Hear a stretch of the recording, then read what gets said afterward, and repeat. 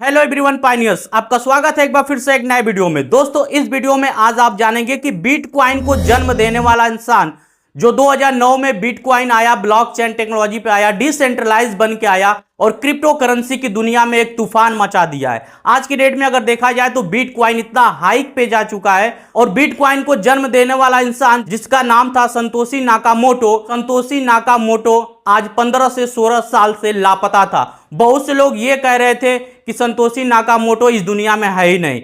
बहुत से लोग ये कह रहे थे कि संतोषी नाकामोटो इस दुनिया में है लेकिन अपनी पहचान को छुपाया हुआ है। दोस्तों, इस वीडियो में आप जानेंगे और आपके आंखों से पर्दा हट जाएगा पूरी तरह से कि वास्तव में संतोषी नाकामोटो इस दुनिया में है कि नहीं है, और संतोषी नाकामोटो अगर इस दुनिया में है तो वो कौन है। दोस्तों, इस वीडियो को पूरा ध्यानपूर्वक देखिएगा और बिटकॉइन को जो जन्म दिया था आज इस दुनिया में कैसे फिर रिवर्स जो है कि आया और फिर से जो है कि एक बहुत बड़ा एम्पायर खड़ा करने जा रहा है पूरे वर्ल्ड में। और संतोषी नाकामोटो दोस्तों इस दुनिया में कैसे आया और कौन है संतोषी नाकामोटो, चलिए इस वीडियो पे लास्ट तक बने रहिए।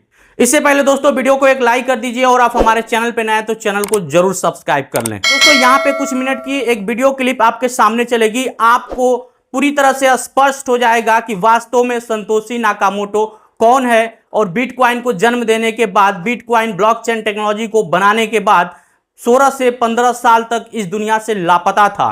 देखिए दोस्तों, यह है वीडियो क्लिप। एक रहस्य जो दुनिया बदल सकता था। 2025 का साल था। क्रिप्टो करेंसी दुनिया भर में एक नया रूप ले चुकी थी। बिटकॉइन दुनिया का सबसे बड़ा डिजिटल एसेट था, लेकिन एक नया नाम तेजी से उभर रहा था, पाई नेटवर्क।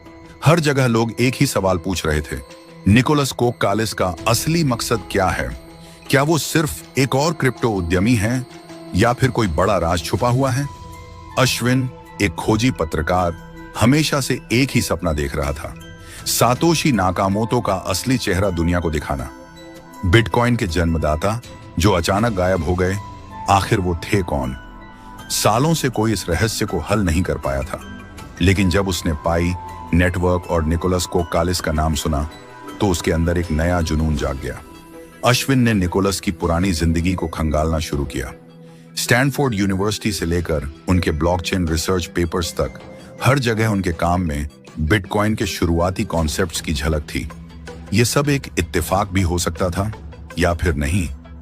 एक रात अश्विन ने एक पुराने क्रिप्टोग्राफी फोरम की आर्काइव खोज डाली। वहां उसे 2009 का एक ईमेल थ्रेड मिला जो बिटकॉइन के शुरू होने के समय का था। इस थ्रेड में सतोशी नाकामोटो और एक गुमनाम यूजर निक के बीच चर्चा हो रही थी। निक के नए कंसेंसस मॉडल्स और mobile friendly crypto currency systems की बात कर रहा था। अश्विन के दिमाग में बिजली सी चमकी। क्या ये निक के असल में निकोलस कोककालिस हो सकता है? उसने जल्दी से स्टैनफोर्ड की रिसर्च आर्काइव्स देखी। 2008 से 2010 के बीच निकोलस ने ब्लॉकचेन और ट्रस्ट बेस्ड कंसेंसस सिस्टम्स पर रिसर्च की थी, जो बिटकॉइन के प्रूफ ऑफ वर्क सिस्टम से अलग थी। ये सारी कड़ियां आपस में जुड़ रही थी।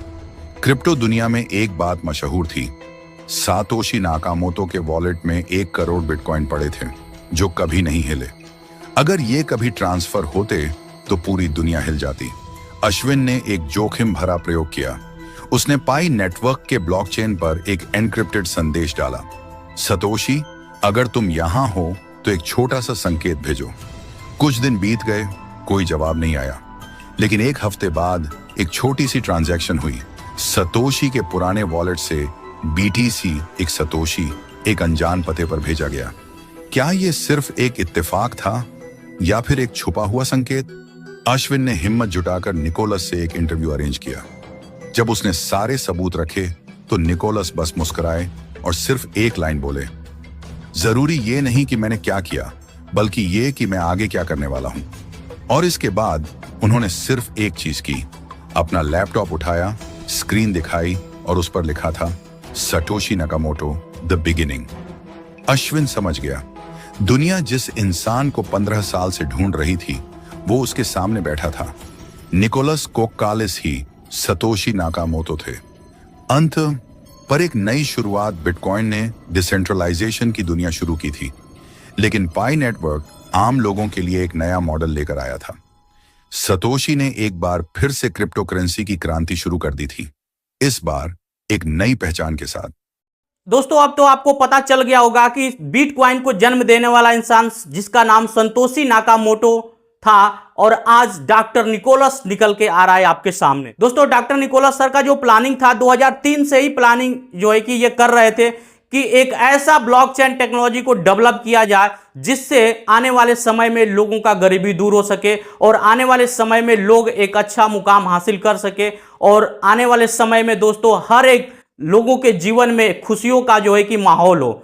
लेकिन बिटकॉइन को जब इन्होंने जन्म दिया तो जिनके पास में अभी 10 मिलियन बिटकॉइन बचा हुआ है, आप सोच के देखिए दोस्तों, जिस इंसान के पास 10 मिलियन यानी कि 1 करोड़ जो है कि बिटकॉइन अभी किसके पास में, डॉक्टर निकोलस सर के पास में है, जिन्होंने बिटकॉइन को जन्म दिया था, जिनका नाम संतोशी नाकामोटो है। दोस्तों इस वीडियो से आपको पूरी तरह से स्पष्ट समझ में आ जाएगा कि जिस भी वैल्यू आएगा कि नहीं आएगा। दोस्तों डॉक्टर निकोलस सर ने 2003 से ही ये प्लानिंग कर रहे थे और फिर इन्होंने जो है कि देखा कि बिटकॉइन से आने वाले समय में बहुत बड़ा स्कैम हो रहा है और बहुत ज्यादा टेररिज्म बढ़ रहा है, जिसकी वजह से दोस्तों इन्होंने एक और प्रोजेक्ट पे काम करना स्टार्ट किया। और दोस्तों यह प्रोजेक्ट जिसका नाम है पाई नेटवर्क।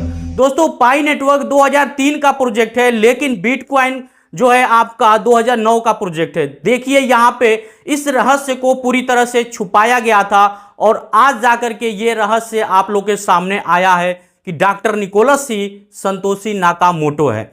दोस्तों पाई नेटवर्क का जो जिस भी वैल्यू है, जिस भी वैल्यू जो आपको चाइना से सपोर्ट हो रहा है, जिस भी वैल्यू और जिस भी वैल्यू पे यहां पे दिखाया जा रहा है कि जिसका एक पाई का जो प्राइस आएगा $3,14,159। दोस्तों ये कंफर्म है, 100% कंफर्म है जो है कि जिस भी वैल्यू आने वाला है। देखिए दोस्तों यहाँ पे बहुत बड़ी बड़ी कंपनियां जो है कि इसको सपोर्ट कर रही हैं, यानी कि पाई नेटवर्क को सपोर्ट कर रही हैं। अमेरिका के जो राष्ट्रपति डोनाल्ड ट्रंप भी इसे सपोर्ट कर रहे हैं और दुनिया का सबसे बड़ा आदमी जिसका नाम एलन मस्क, ये भी जो है कि पाई नेटवर्क को पूरी तरह से सपोर्ट कर रहे हैं। दोस्तों पाई नेटवर्क आने वाले समय में बहुत बड़ा जो है कि एक डिसेंट्रलाइज करेंसी बन के उभरेगा और आने वाले समय में हर एक लोगों के जीवन में खुशियों का माहौल भर देगा। दोस्तों अगर मान लेते हैं, चलिए अगर 314 पे ही अगर लिस्ट होता है, बहुत से लोग ये सोच रहे हैं और बहुत से लोग ये प्रेडिक्शन कर रहे हैं कि 314 पे लिस्ट किया जाएगा, एक पाई की जो वैल्यू आएगी $314 ही आएगी। अगर मान लेते हैं दोस्तों कुछ पल के लिए 314 ही अगर डॉलर किया जाए, तो अगर आप रोजमर्रा की जिंदगी में जो भी सामान आप खरीदना चाहते हैं, जैसे मान लीजिए आपके पास में 200, 400, 1000 पाई है, अगर $314 पे अगर लिस्ट होगा ये पाई नेटवर्क, तो $314 से आप क्या क्या चीजें खरीद सकेंगे। बहुत कम समय में दोस्तों पाई जो है कि सबके वॉलेट से खत्म हो जाएगा और बहुत कम समय में पाई जो है ये दुर्लभ हो जाएगा आने वाले जीवन में।